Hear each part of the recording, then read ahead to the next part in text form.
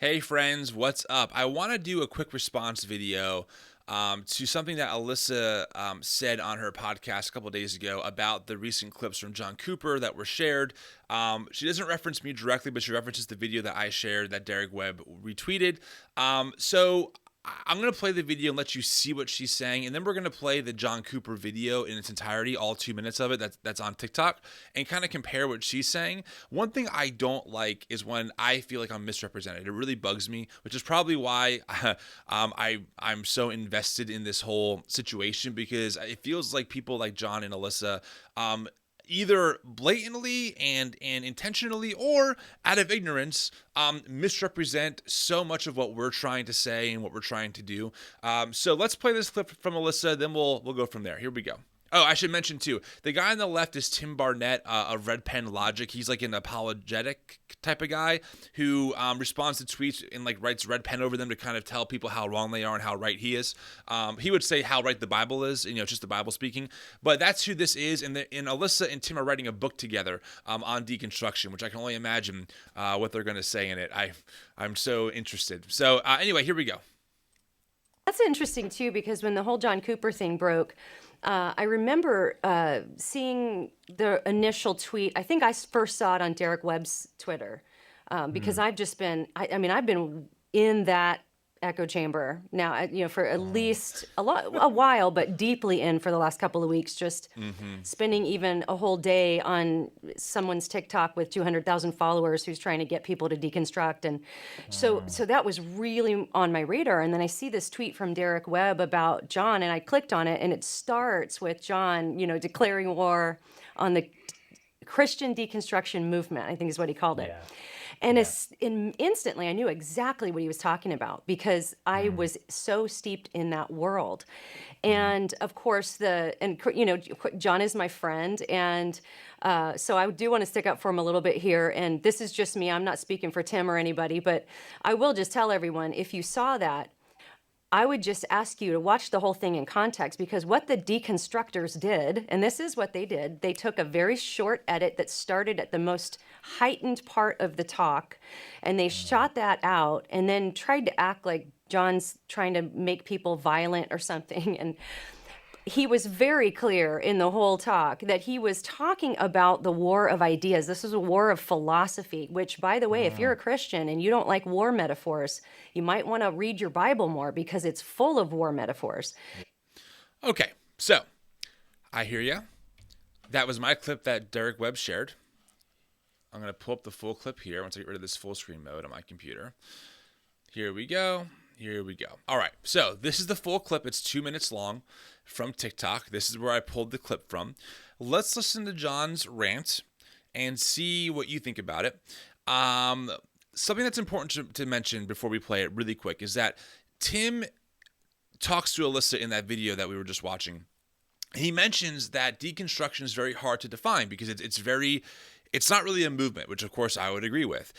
And the reason why is because, in my view, the way I define it is that deconstruction is an explosion. So it's people going in all different directions, and we're just using, a word to kind of define this experience of losing previous beliefs and gaining new ones, whatever they are. Some, like our community and our account, stays pretty firmly in the Christian tradition, just in a whole different place than fundamentalist evangelicalism. Other people move into other religions, some go into atheism. So the term deconstruction is a nebulous term in that way, but it also is very specific in meaning in trying to define this process from moving from I'm absolutely certain about this to actually I think I have to rethink this. That's the general idea. So that being said, Alisa said that I edited the clip that ripped it from its context. No problem. Here's the whole clip. Let's play it. We'll respond kind of as we go through it. This is John Cooper from Skillet, and this is the clip. We declare war against this deconstruction Christian movement. And I'll tell you what, I don't even like calling it deconstruction Christian because there is nothing Christian about it. It is a false religion. So right away, John is making the clarification that he's talking about deconstructing Christians in that we're a false religion. We're not the true faith anymore. We're outside the bounds of his version of orthodoxy, whatever that is. And to be clear, I've reached out to John several times to invite him on the show to have a good faith dialogue, to ask him those things. He has not responded. So I have to make assumptions here. But whatever that is, we are now outside of that, and we are heretical. We're preaching a false gospel. We are now the other, according to him. It's a whole other religion. And all that I want to know from all these people lying to our young folks, if living your truest, authentic self is really that wonderful for you and your sexual revolution, then what I want to know is this: why are you so sad? Come on now. Why are you killing yourselves at the highest rates in American history? So this is a really weird pivot, because I don't know what data he's read about deconstructing Christians who are super sad or who are killing themselves at the highest rate in American history. It seems like John's not talking about the culture at large, which we know that, for example, social media has contributed to increased risk of suicide, especially in teenagers, especially in young girls. So I don't know what he's talking about here. While deconstruction for people can be very painful, ultimately it leads to liberation. I mean, I'm happier now than ever that I'm on this side of it. It was a painful process to go through, but I certainly was not, or am not ultimately super sad. There are parts of my life that are sad. When I lost my faith community, that was sad, but that was something that happened to me. So I'm just trying to understand why this pivot from deconstructing Christians are heretics, they're terrible people. Also, my question to you, deconstructing people, is why are you so sad? Why are you killing yourselves at the highest rates in American history? Wait, John, how do you even know that? Like, where's your data? Why are more young people depressed than ever in American history? More young people are on medication. More young people are full of anxiety. Yeah, we have data on that. We have data on the general population as a whole. There's a lot of things in play. We can go into them a different time. But I mean, again, social media is a huge factor. Also, it's a freaking pandemic. That is another massive factor. That is prolonged because people like John don't feel like wearing masks, for the record.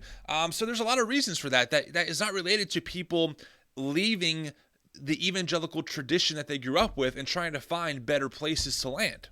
I want to know why these celebrities' lives are so absolutely screwed up if they really believe they are so happy. Again, what celebrities are we talking about? Deconstructing celebrities? Like, are people like me a celebrity? No, of course not. So are we talking about Hollywood, which is not deconstructing? I'm just trying to follow like the train of thought, and I'm having a hard time doing it. Thank you. Thank you. And then they brag about their debased lives from our young people. And they check into rehab over and over and over again, and they keep leading all of our young people astray. Oh boy. I'm here to tell you, especially you young people who have been ripped off, we're here to tell you this tonight. The world will tell you that you need to separate yourself from Christianity in order to find happiness. We are here at Winter Jam to tell you tonight, there is no such thing as freedom outside of Jesus Christ. And for all... Let's stop there for a second. I don't know who's telling people to leave Christianity. I know that there are people encouraging others to leave fundamentalist evangelicalism. And John, speaking of which, I actually found, we can call this a God thing, but today on my Twitter, when I opened it up, this was the first tweet I saw. And I think this is a great example of why we're leaving the spaces that you tend to occupy. This person, it's a public tweet, wrote, "I have 7 siblings. We were homeschooled, raised quiverful, Gothard fundamentalist, physical, emotional, and sexual abuse perpetuated under the label of Christian. Nearly every adult in my childhood community ignored our pleas for help. When you hear about abuse, report it." This is a common story, John. People who grew up in these circles, people who grew up in homeschooled circles like myself, okay, we come away with major major, deep questions, sometimes abuse, and ultimately a lot of confusion. For example, the idea that an all-loving God also predestines people to burn in hell forever, and we're supposed just to accept that. And if we find other answers to that question that lead us outside of that perspective, all of a sudden we're labeled deconstructing and labeled a false gospel. So I would argue that the reason why people maybe in church and evangelical circles are so sad is because they're in really harmful situations that perpetuate harmful ideologies that lead to abuse. And we can document this. I can be here for hours, John. We can talk about Mark Driscoll and his documented abuse. We can talk about all other kinds of evangelical leaders that even today get exposed and nothing happens to them and people are hurt. So I just find this very interesting that, John likes to paint this picture that people like us, again, I guess we're celebrity deconstructionists, whatever that even means, are just trying to yank people into the depths of hell, when that can't be farther from the truth. Maybe we take the words of Jesus seriously when he says that he's come to give liberation to the oppressed and to be good news for the poor. Maybe we go, what does liberation look like here and now? Maybe it's not. Maybe Jesus wasn't talking just about some future event in some other realm regarding heaven or hell. Maybe he's talking about things here and now. So I just find this rant very confusing and very hard to pinpoint, like, well, what are you actually talking about? And again, I've invited John on maybe 7 or 8 times now to talk and so I can ask him these questions to his face and not respond to a video of him. He has not responded. Let's finish this up. With these formerly Christian people who have tried to tell all of these young folks that they think they found a third way. Their third way is this: it's okay if you're into Jesus, just don't be into the Bible. I'm here to tell you, young folks, there is no such thing as loving Jesus but not loving his word. Okay, another completely misconstrued straw man. And again, to be clear, to be honest, because deconstruction is an explosion, there might be some people, right, who are saying, I'm leaving the faith, the Bible's garbage. Okay, but for people who are still committed to Jesus, people who still believe that Jesus is, who he says he was, I guess we can say, the Bible is still very important. It's how we view the Bible that we're renegotiating. It's how we're understanding how the Bible was formed that is now changing how we view the Bible. That doesn't mean that we think that the Bible is something that can be separated from Jesus, because let's face it, we get our stories of Jesus, right, from the Bible, and the Bible is a wonderfully complicated, interwoven book. I mean, the Bible Project, Tim Mackey talks about this all the time. I love the Bible maybe more than ever, but just because we don't hold the same fundamentalist view of the Bible, this idea that the Bible was essentially beamed down from heaven to our hands in English, doesn't mean that somehow we don't like the Bible. We've just changed how we relate to the Bible. And because John thinks that how we're doing that is suddenly heresy, I would argue it's not. All of a sudden now we are just preaching a false gospel, and we are people who hate the Bible and want nothing to do with it. Really what John's saying is we don't like how he interprets the Bible. I would agree. We don't. We find it problematic. We think it's harmful. And also, I would argue, I think it's inaccurate long term. I think that's the whole clip. Yeah, that's the whole clip. So there you go. There's my whole response to the whole 2-minute clip in its context. You can watch this. You can think whatever you want. I'm not here to tell you one or the other. I'm just giving you my perspective on it. But, honestly, friends, it is frustrating to reach out to Alisa, to reach out to John, and to have them be silent. Radio's silent, yet they see what we say. They see our invitations to have a good faith dialogue, and they completely ignore us. And it's frustrating because this is the kind of stuff that I would love to ask John about to help me understand what he's trying to say. Because I bet chances are, if John was in front of me and he unpacked some of this stuff, I would be able to say, okay, I at least see your perspective clearer than just watching this video. I still might disagree with it, but we can have a discussion. But because they're radio silent while they take cheap shots from their ivory towers, all we can do is respond to clips like this.